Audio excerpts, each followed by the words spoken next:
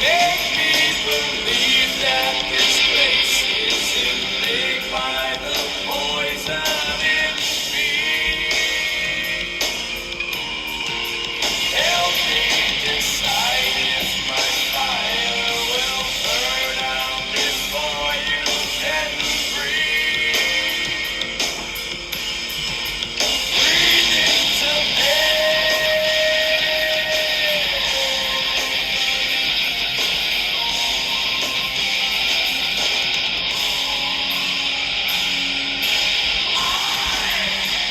Stand alone inside.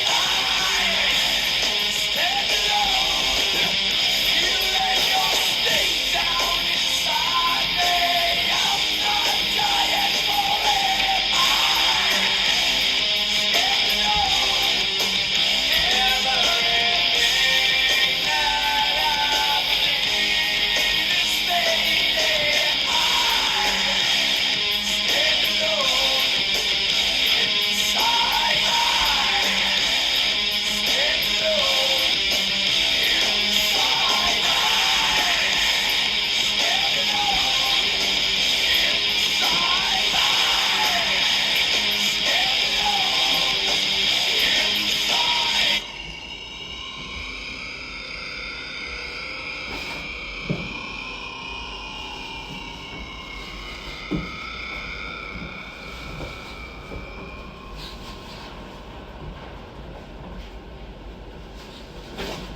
That is my religion. And when you sat down here, I said this podcast has been going for about a year and we're number one. And that is purely based on the fact that we believe the 1% will change our trajectory in an invisible way in the moment, but in a profound way over time. Yes. How important are those marginal gains to the athletes that you've worked with and in the work you do with them still today? It's everything.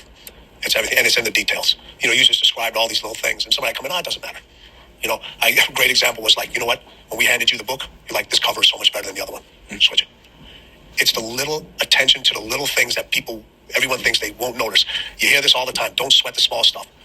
The 1%ers, the 0.01, they sweat every single detail. Because the one thing they let slip, somebody is going to use that to their advantage. Somebody is going to make a big deal out of it. And they're going to feel like they left something out. You know, everyone says, don't worry about the things that you can't control.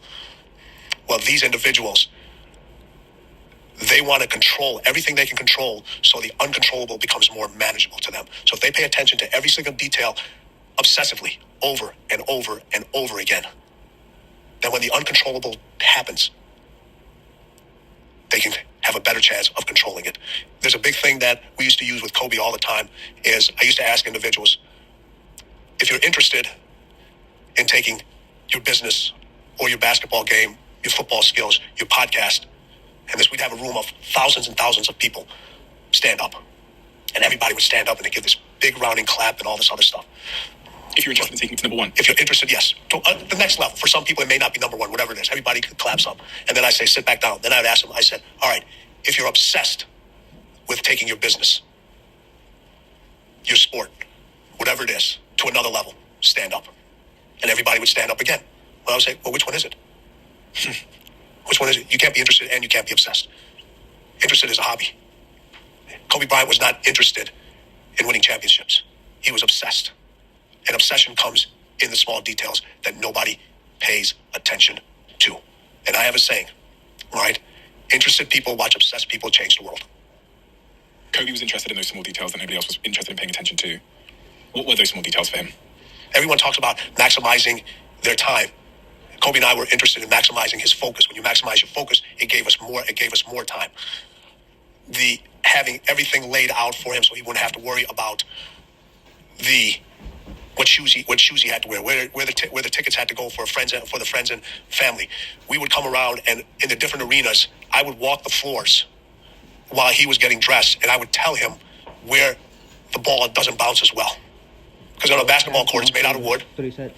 All right, and they're portable floors, and everybody knows tie, which gives the team the advantage. And a lot of times when they would move those pieces around, so we would walk around, bounce the ball, that spot. So we get an advantage of the details that nobody else would pay attention to. That if we went into that area, we know stay away from that area, or if we know we can't dribble on that particular spot. And there was one time there was a game where Kobe was before the game he was shooting free throws, and he was like, something isn't right. So he called one of the maintenance guys over. He goes, "Are you sure this basket is right?" And the guy said, "Yeah." He goes, "Well, I want you to check it for you." He measured it. It was 1/8 of an inch off. When you're that obsessed, when you pay that much attention to the details, it's no different than what you said about the lighting and the microphones and the team. I've never seen. I've done quite a few podcasts. We're very selective in who we want to sit down with, and this is the first time I've seen this many individuals. It's funny, we were having a conversation yesterday, and I've been thinking about it for the last 2 days since we had the conversation. The conversation is, should we hire someone full-time to look at the data and analytics of the episodes when they go out? So we can, if we put an episode out and the title thumbnail is wrong, we can know within 24 hours if we need to change it. Like we know in this conversation which part, in hindsight from looking at the data, people found most interesting, because they pull it back and watch it again. Mm-hmm. And it's all of these insights which are there, but we want to be the team that cares enough about those tiny details, because that is our religion, as we say. Yep. That is where we believe we'll find all the gains. That's where the separation is. The separation is in the details. It's in the details. The separation in the clothes you wear is in the details. The shoes, the car that you drive, the house, your education. It doesn't matter whether you go to the most expensive university or you drop out of the university. It's the details you pay attention to in your studies, in whatever your career choice is. Those are the things that matter. You pay attention to the details in your family. You pay attention to the details in your kids. You pay attention to the details of what makes your significant other happy, how they react to certain things. It's people get comfortable with not having to manage the details. I had a few words to say about one of my sponsors on this podcast. As the seasons have begun to change, so has my diet. And right now, I'm just going to be completely honest with you, I'm starting to think a lot about slimming down a little bit, because over the last probably the last 4 or 5 months, my diet's been pretty bad, and it started to show a little bit. Really, over the last 2 months, I go to the gym about 80% of the time. So I track it with 10 of my friends in a WhatsApp group and this tracker online that we all use together. We call it Fitness Blockchain. And I'm currently at 81%. So 81% of the days I've done a workout in the last 150 days, right? So I'm going to the gym about 6 times a week. That's been a little bit impacted by the Diary of a CEO Live tour, but I'm trying to stick to it. And so one of the things I'm doing now to reduce my calorie intake and trying to get back to being nutritionally complete in all I eat is I'm having the Huel protein shake. Thank you, Huel, for making a product that I actually like. The salted caramel is my favorite. I've got the banana one here, which is the one my girlfriend likes, but for me, salted caramel is the one. Having worked with a man like Kobe and seeing what he strived for, his focus on legacy, his obsession with his sports and his craft, and his obsession, as many have said, of being better than Michael Jordan, he's no longer with us, tragically. But having seen a man striving for that greatness in his life and for that legacy, and having seen how that story ended, and now being able to look back on the fullness of his life, what was he missing? And the reason I ask this question is because Yo, so I just got out of work, right? And I'm on the way home after work. But look, as I was I was already in the freeway, but I saw a car getting in the freeway, and guess what car it is? Oh, I can't zoom in from here, dude. Or you actually can't zoom in. Hopefully, he catches up, and hopefully he passes me. But you're gonna see what car it is right now. I'm not even gonna tell you what car it is. But I'm not even gonna call it a dream car. It's a go-kart, right? Because it's no longer a dream. A dream doesn't fucking happen, right? A dream is just it's what happens only once, and then you forget about it, right? That's the definition of a fucking dream, unless you write it down, right? You ever had a dream and you wake up, it was like an intense dream, and then you wake up and then you only remember like 80% of the dream, and then you continue to sleep. Oh no, you don't continue to sleep. You continue to stay awake past the time. Oh look, you can see it now. It's a Supra, boy. Oh look, he's about to pass me. Oh shit, I don't like it. I'm gonna show that I'm recording, but I mean, bruh, look at that. That's a Supra. I had to flip off. I have to cut off the video to record again. But I mean, for you at the same time, if I edit it together, I might even add this video to the workout that I did at work, which was the calves, and which the warm up, which was basically the rope session, and the shoulder workout. So it was 3 sets of that. Well, I'm meeting the topic on the way home, so I might post that after. And I also did I did today, I gotta stop saying bro. I noticed my little brother says and like a lot as well. So you really only notice it when other people are using them, but I started noticing when I started noticing me, right? But that fucking car right there, this Drive Talk was unexpected at all, right? And I'm adding this Drive Talk to tomorrow's weekly update. So it's gonna be It's gonna be chart breakdown, weekly update. No, not really a chart breakdown because I didn't take no trades. It's gonna be a weekly update. It's gonna be a drive talk, which, well, actually, I'm doing everything today, so I'm not gonna do it tomorrow. All I'm doing is tomorrow is posting it, because today I posted the video from yesterday, which I was supposed to post yesterday, but in reality I posted it today in the morning because I freaking fell asleep. I was so tired after. I didn't even spar, but it was still an intense training session. I always go hard, man. And I was also practicing, because my knee was kind of hurting. I was practicing my southpaw stance, my 1-1-2 in southpaw, and then slipping, right? Which is, everybody needs. I mean, if you're gonna get good at orthodox, you might as well get good at southpaw. Shout out Terrence Crawford. Shout out Paul Rodriguez. If you know about skating, you know that he's extremely good goofy, as he's extremely good, if not even better, switch, right? If you're skating, you know what that is. If you skate, you know what that is. Now, actually, I might even post some skating videos into this channel as well, because I don't think I've ever posted anything skating related. I posted like Call of Duty related. I like video games, right? But you also have to earn the video games, right? You have to earn the times to play the video games. How? Through an intense training session, an intense workout, reading. After you're done reading your session, after you're done doing your personal work, your finance work, all of your work that you need to be done for that day. I mean, you're never even done working at all, right? But you earn yourself some free time, right? Some leisure time. But back to today's point is, well, this drive talk is going to be all together. The drive talk, the weekly update, and the workout, right?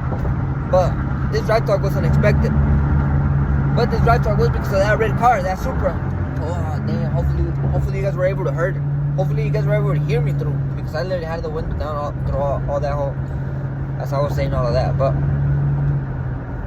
that red car, that Supra, for me, what color am I going to have it? Because I don't want it like exactly Tokyo, like, not Tokyo, like Too Fast, Too Furious, right? Brian O'Connor's, Paul Walker, rest in peace. His was orange with the, no, what am I saying? It was not Too Fast, Too Furious. Oh, all of the Fast and Furious geeks are gonna be so mad. It's in the first Fast and the Furious when Brian O'Connor, when Brian O'Connor and Dominic, they're running from the police, and then they end up in that Chinese place, that Chinese restaurant, and then that one Asian dude comes, and then they blow up his car, right? So then he says that he owes him a 10-second car. Then that's when Brian O'Connor brings the 2JC, the Supra. Then he's like, here you go, I got your 10-second car, and then they build it, right? And that becomes the orange Supra, right? But the point is, I'm not gonna build it like that. I'm gonna build it fast. It's gonna be a 2JC and everything. But what color am I gonna have it? I want it green, because my skyline is definitely has to be blue. Shout out Alex G, because he also got a skyline blue right now too. So actually, I might actually have to go for blue and gray. That it's not gonna be exactly like Brian O'Connor's. But you know what? I might have to go like midnight purple. But I think midnight purple's also been done a lot. I might have to go like a candy green, bro. Honestly, just because it's gonna be, you have to make it your own, right? And the Supra, it's Supra, I don't know. A Supra, midnight purple. There it goes. Because green and purple just go in so well together, and those cars are gonna be parked right next to each other. I just realized that. The R34 Skyline and the Supra 2JZ MK1. Is it MK1? Because MK2 is a new one, right? Or MK3 is a new one. I have no idea. I have to do I'm so sorry for all of the JDM geeks, but I believe it's the MK1, right? The one with the 2JC, the original one. Or was it a pre one before even the Supra? I have no idea, right? But the one that was in the Fast and Furious. One is gonna be, the Supra is gonna be midnight purple, and the Skyline is gonna be like candy-ish greenish, like with the nasty ass pearlescent, like beautiful ass pearlescent. Papa Exclusive is probably gonna paint it. I'm gonna have to take it all the way to Texas. Might as well buy a car over there. Because one of my goals is also that I will accomplish is buying my first supercar in Texas, right? At that point, I'm already gonna be not working my 9 to 5, and at that point, on my supercar, my first supercar purchase, I'm no longer working a 9 to 5. There's no point. There's no way. right? I might work at 9 to 5 to have a nice car or nice truck, but a supercar, at that point in time, I'm already done working for somebody else, right? I'm never gonna stop working, at least for me, right? I'm gonna stop working 8 hours for somebody else, but I'm gonna work 24 hours for me every day to the rest of my life. I get to do that, right? Because God gave us another day, so make it the best, right? Put in the work, and then you're gonna get the fruits of the results, right? You don't eat the fruit the same day that you plant the tree. The bamboo story. Any tree, right? It takes so long for it to grow, but eventually it's gonna stand so strong, and it's gonna give you fruits, right? And I can literally picture the Skyline and the Supra parked next to each other beautifully, right? And all of that idea just came from watching that red car right now. And look, that's another Silverado right there. Beautiful truck too. And right now I'm driving in. I think I've said this many times right now already, but I'm driving right now in my F-150. It might not be the newest truck. It might not be. That's actually the only vehicle I've ever gotten. I've only bought it. Actually, I owned a black Nissan, but that was my brother's. It was on my name, but the only reason it was on my name because it wasn't because they bought it when they were still young. But they were the one doing the payments and everything. But so legally, I've owned 2 cars, but I know exactly that this is the only vehicle that I've ever owned, and it's my beautiful red pickup truck that I will not ever sell. I hear stories of people who always regret selling their first cars, so I'm never selling it. I'm gonna fix it up once I get my fucking bread up, right? I'm already rich. I'm just short of money. Shout out Bob Proctor, rest in peace. So, peace and love to anybody watching this. I command you health. I command good energy for that soul wherever it's at resting. I command good energy for that soul wherever it's at resting. I command good energy for that soul wherever it's at resting. I command it, I command it, I command it. This was just a quick little rant, right? Because it all started because of a red Supra. Peace and love to anybody watching this. This is probably gonna be the end of the whole entire clip. Actually, no. This is not the end of the entire clip. We're still gotta do the weekly markup, right? So into the weekly markup. Peace and love. Yo, I was watching the video right now, and I realized that I missed 2 things. Well, actually, I missed 1 thing, right? Which was the passive income, and when I was talking about when I was talking about going to go buy my first supercar in Texas, right? And the reason I want to go to Texas is because of Freddie LSX and the Project Torque team, and I'll get into that right now, right? But in the beginning of the freaking video, right before, obviously this is still the same video for you, but for me, I rewatched the first recording. I said, tomorrow I'm not doing anything, and I did not mean, I was like, what the fuck? Of course I meant it as in I'm not doing anything, as in recording a YouTube video. I'm just going to upload it, but I'm still going to train. I'm still going to be on the charts. I'm still going to read. I'm still going to do my fucking daily duties, right? I'm not fucking taking a day off this entire year, right? I just want to fucking put that out there because I said that, like, what the fuck? You sound like a bitch. You ain't no bitch. And I want to clear that out. I'm not fucking taking a day off this entire year, okay? But back to the passive income thing, the other thing that I had missed was, by the time I go buy my supercar in Texas, which I truly believe is going to be either an Audi R8 or a Lamborghini Huracan.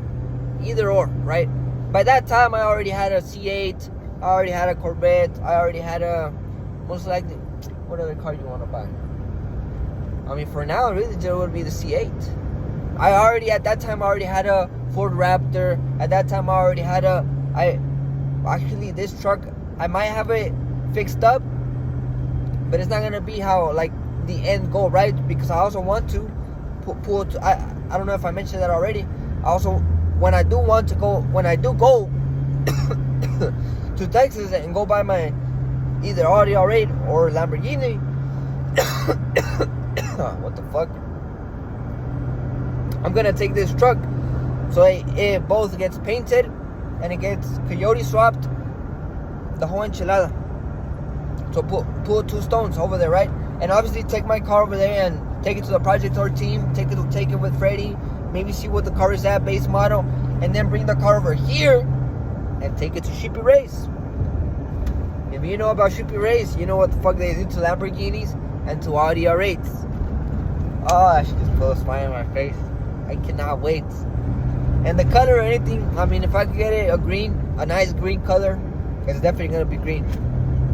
And if not, I'll wrap it a sick ass color. And if not, well, actually, I don't know if I want to keep that car forever, right? Because when we're talking about those type of cars, well, actually, if it's gonna be twin turbo, actually, you know what? And if it's gonna be my first supercar, I'm keeping that car forever. So actually, yes, I'm gonna paint it. I'm not gonna wrap it. I'm gonna take it to Papa Exclusive as well. Not gonna be right away, so I'm just gonna take the truck first. I wanna enjoy the car first with whatever color I get it.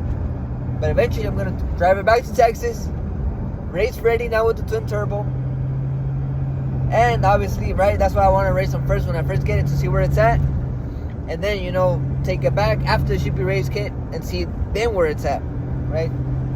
And I also want to buy, I will buy a GTR. A Nissan GTR, which by that time I most likely already own the GTR as well, because you could get a GTR for like 50, 60K, like an old one, right? And build it and twin turbo and everything, the whole enchilada, and then put it, obviously, yeah, you're gonna have to put another like 40, 50K into it. So, but if you want to daily drive a Skyline GTR for a while, 40, 50K, no, 50, 60K, right? There's some with high miles. You can get them for a good price.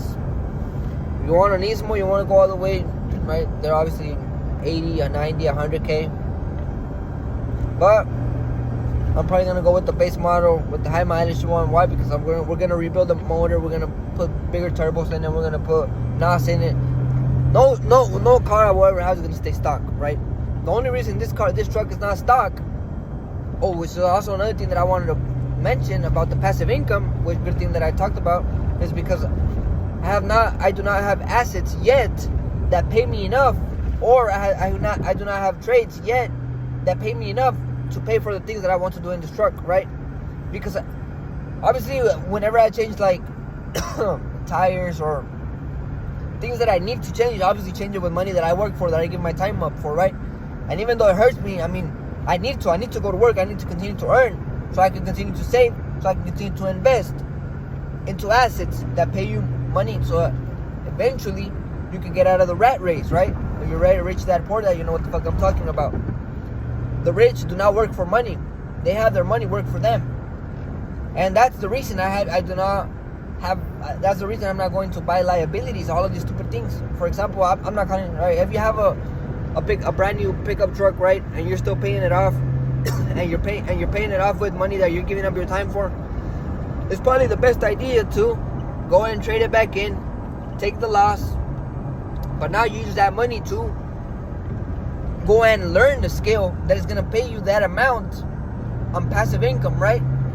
For me, it's trading, and then eventually I'm going to start buying real estate knowledge, and then stock market knowledge, and then buying and selling cars knowledge, and then applying that knowledge to each and every one of those fields and start making money. And then later on, along with the real estate knowledge, is going to be the self-service car wash business, right? Because that's going to be, you own the real estate sitting where the car wash business is sitting on top, and you're also have a business that is putting money into your pocket every month. You have a dual, and also the price of the real estate over time goes up in value, right? So that's an asset. So we need to be buying assets with money that we give up our time for, and then with the cash flow that the assets give us, called also passive income, which was the main point that I had missed. Then you could buy your liabilities with that, right? But real G's, shout out Brandon Carter, real G's, they still invest even that into more assets. And then you have a bigger passive income file, and then you go and buy your liabilities. Shout out Brandon Carter. Shout out Rob Kiyosaki. What else did I mention? Did I mention anything I learned from? I think it was just them, yeah, mainly Rob Kiyosaki of everything that I was talking about. I'm already home. There's a cemetery right there. I command good energy for each and every one of those souls resting there. I command good energy for each and every one of those souls resting there. I command good energy for each and every one of those souls resting there. Wherever they are, I command it. I have no idea why I started saying that. Every time I pass through either a cemetery or somewhere where like a cross where somebody passed away, for some reason it just comes out of me now. It's weird. I don't know why. I'm not normal, man. I never been. But whatever. Into the freaking weekly. This was just literally a whole. Oh shoot! I dropped my sparkling water. Good thing it didn't crack. Right? Glass sparkling water is the best water out of all of the damn water. Especially this Topo Chico. Topo Chico, and what's the other one? The one with the blue cap. También viene de Mexico. It also comes from Mexico. I think it's Mineragua, I believe. These two, the best sparkling waters that you could ever drink. Way better than the fucking Italian ones. Even the green ones. Just because they're green, that doesn't mean they're better. I mean, they can also come in glass. But I prefer these. Into the weekly update. The weekly markup. Yo. Hello, ladies and gentlemen. So I just got done. Hello. Good morning. Well, good afternoon. Good morning. Good night to whoever's watching this. Ladies and gentlemen. Shout out Enrique Iglesias. By the way, if you don't fuck with Enrique Iglesias, you're missing out on some good music. My mom put me on to Enrique Iglesias. Let me lower the volume real quick. But, like I said, we're gonna go over the weekly markup. Well, I don't know if I mentioned earlier on the drive talk, but I had gone already over at work. Because obviously I had a really productive day at work today. But it was a Saturday, obviously, so I was basically by myself, and I did the calf workout and the shoulder workout and all of this analysis, and I still read there and uploaded the YouTube video from yesterday in the morning that I needed to upload it yesterday, but I ended up uploading today. But we're recording this today to upload tomorrow, which is weird. Time's crazy, but when it comes to recording. But we're gonna go over first on GBP/USD. Let's hop into the monthly real quick. First and foremost, on the monthly, we were bearish until price failed to break below I'm zooming way too far. Well, obviously at 105, right? But that was happened like in 2020. No, it happened in 2022. And I remember posting this on my Instagram too. I remember actually getting in. I just didn't freaking hold. I would have still been in the trade. On the monthly, you can see price tested perfectly 121 here. This area of demand tested it perfectly, and we had an instant bullish reaction. Right, and this area of demand happens to be 121.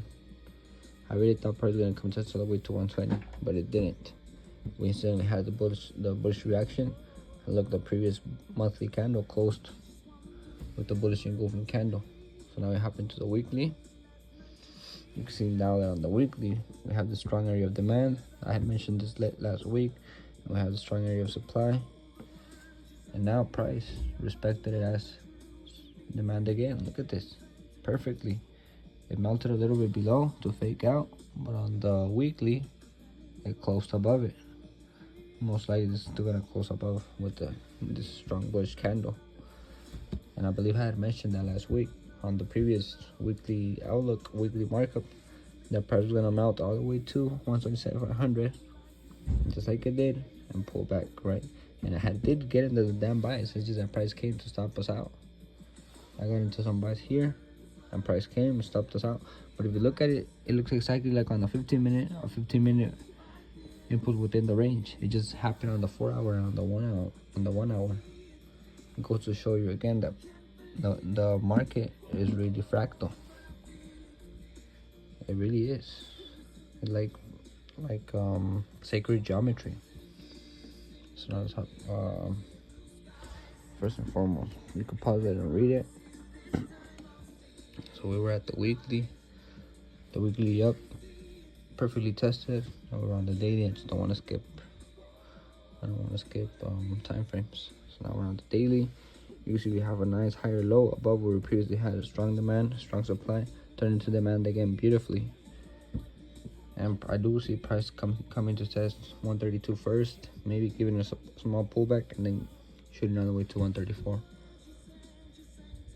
But we're definitely gonna see what happens here at 132, because price could do either two things. He could either reject and continue, maybe stop out some buyers, or it could break above bullish engulf and continue bullish. So definitely that's something we still have to wait on and see. But I definitely do see price respecting this supply, but still creating a higher low for us to continue all the way to 134. And now let's go into UJ. Pause it and read it. Let's go into UJ.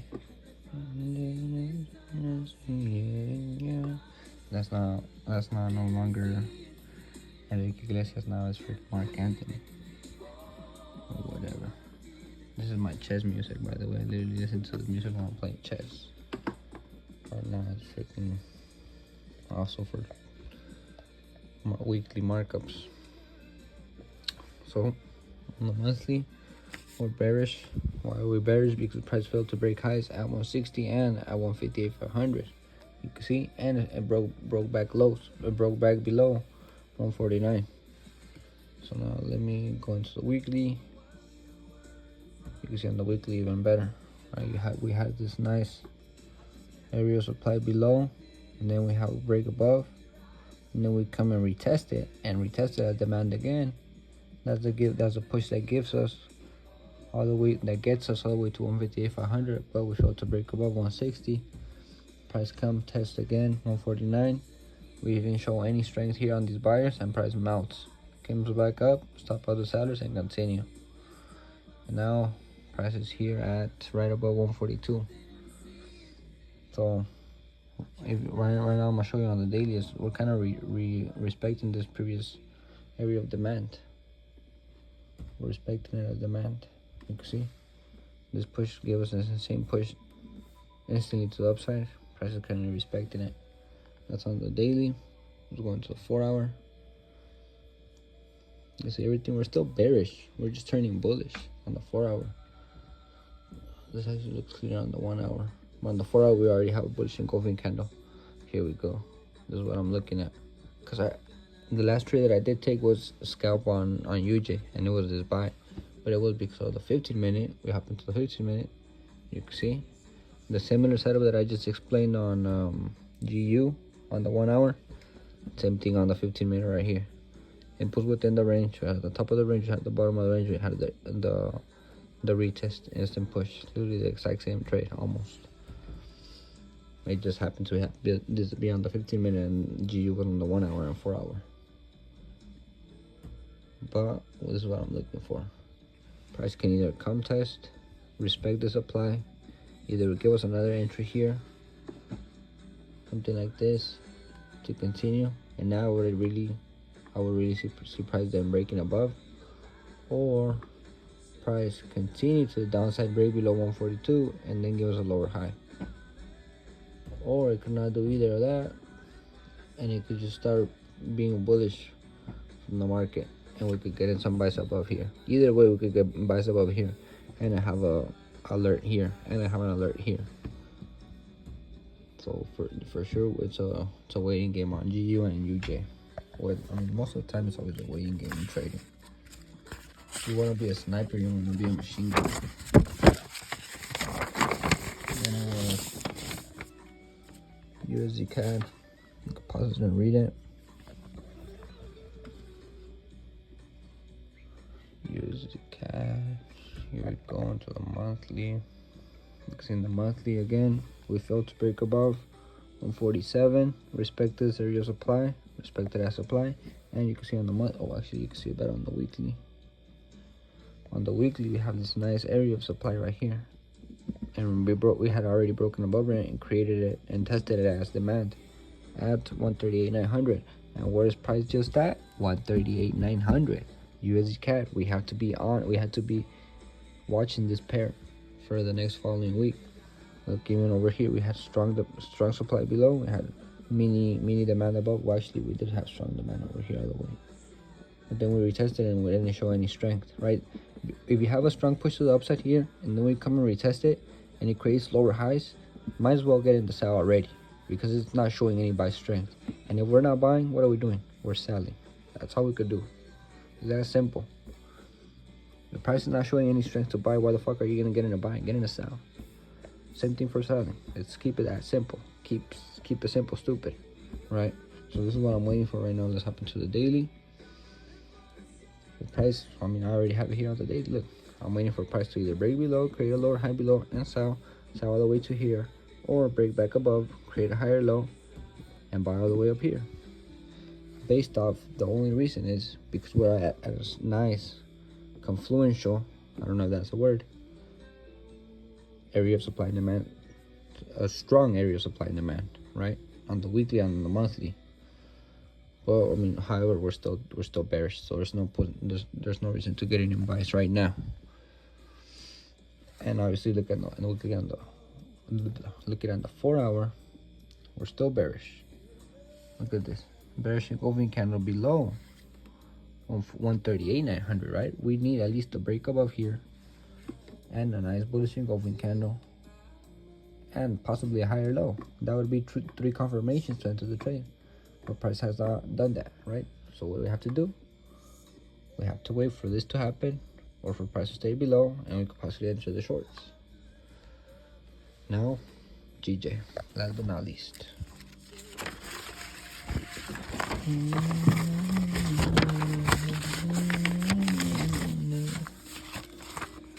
GJ, you can pause it and read it. What the fuck? I got my underwear, by the way. Don't think I'm freaking naked. Alright, it's hot. I don't even know why the fuck I'm saying that. I'm being too real sometimes. Well, I mean, it's just the only reason I said that because my fucking piece of my leg was kind of showing. So I don't want to think that I wasn't have anything. It just, I mean, how hot is it, motherfucker? 75. Somewhat hot. Let's hop into GJ, whatever. And let's hop into the monthly.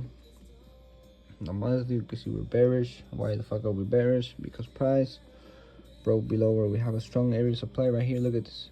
Strong area of supply melted all the way over here. This is damn near a 7,000 pip push to the downside. 6,000 pips, right? And price, this is price recently retested, and we're melting below it. We created a lower high below it. Hop on the weekly. You can see on the weekly, we had a bearish engulfing candle here and the lower high, but now price is testing this area of demand over here. It respected the supply over here, but now it's respecting this demand over here at 185. So now we hop into the daily, zoom in a little bit. You can see now this was actually a nice strong area of demand. Give us this push over here for 1,000 pips, and price is currently respecting it. So I believe that on the daily I did say price was bearish turning bullish. Yep, price was bearish turning bullish on the 4 hour, bearish turning bullish. You can see this clear on the 4 hour. This is more what I'm waiting for. Actually, on the 1 hour, on the 4 hour, this is what I'll be waiting for. Just wait for your break above here, wait for your higher low, and you got nice buys above here for solid 600 pips. Solid 600 pips, and that's on the 4 hour, right? Or what more than likely is going to happen, I see price melting all the way to, again, 185, and then at 185 we should probably have an entry, either sells below or respect it and buys and continue to buy. But for me, what I would think, and if I had to place a bet on it, I think we're gonna buy something like this. The first target would be this, would be these highs right here, and even this trade would be a nice little trade. Would be damn near 400 pips just this push. I'm telling you right now, with Trump and all of this new shit and all of these tariffs, the markets are going crazy. Like 400 pip moves. Like literally, this is the 30-minute time frame, bro. This is the 30-minute time frame. In 30 minutes, you're telling me that? Wait, 30 minute, 1 hour, and 30 minute, 1 hour, and 30 minutes. Look at this. In an hour and 30 minutes, 500 pips. And obviously, this is due to news. This shit happens in news. For example, this happened in Wednesday, the 9th at 10 a.m. And I bet you that was some freaking U.S. tariffs or Trump bullshit or something. Let's look at it. April 10, 11 a.m., 9 a.m. Wait, was it the 10th? Yep, it was the 9th. It happened at 10 a.m. Wait, did it happen at 10 a.m.? Happened at, right at 10:15, right at 10:30 on the 9th.